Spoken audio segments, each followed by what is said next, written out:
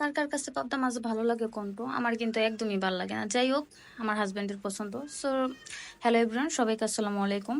তো আজকে কিন্তু খুবই সুপার টেস্টি একটা রেসিপি হইতেছে। এটা হলো পাবদা মাছের ঝোল। আমি যেহেতু পছন্দ করি না, তাই আমার কাছে ভাল লাগে না। কিন্তু যারা পছন্দ করে তাদের কাছে কিন্তু অবশ্যই ভাল লাগে। তো আমি প্রথমেই মাছটা লবণ, হলুদ, মরিচ দেওয়া হইছে, ভাইজা নিচ্ছি ভালো কইরা।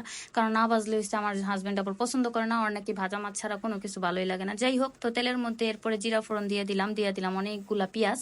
পেঁয়াজগুলোর এবার লাইট গোল্ডেন করে একটু ভাইজা লমু, ভাজার পরে এই জায়গায় আদা রসুন বাটা দিমু, তারপরে দিয়ে দেবো গুঁড়া মুই মশলা আর কি। যাই হোক, এবার হইলো ভালো করে মশলা কষানোর পালা। যদি ভালো করে না কষাই তাহলে কিন্তু ঝোলের টেস্টটা ভালো হইব না।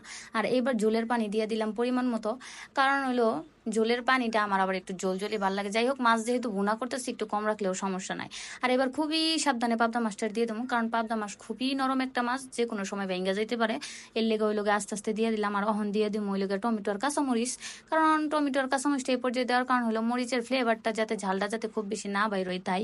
কারণ অলরেডি আমি এই মাছটারি এমন জাল করে রাঁধছি, খুবই জাল হয়েছে, এই কারণে মরিচটারে এই পর্যায়ে আমি দিয়ে দিলাম যাতে জালটা কম বাইর হয়। আর এটা খাইতে কিন্তু খুবই স্বাদ হয়েছিল। আমি একটুখানি খাইছিলাম, মাছ কিন্তু খাইনি, আমার হাজবেন্ড খাইছে। আর এটা হইলো এটার ফাইনাল লুক। তো সবাই ভালো থাকবেন, আসসালামু আলাইকুম, আল্লাহ হাফিজ।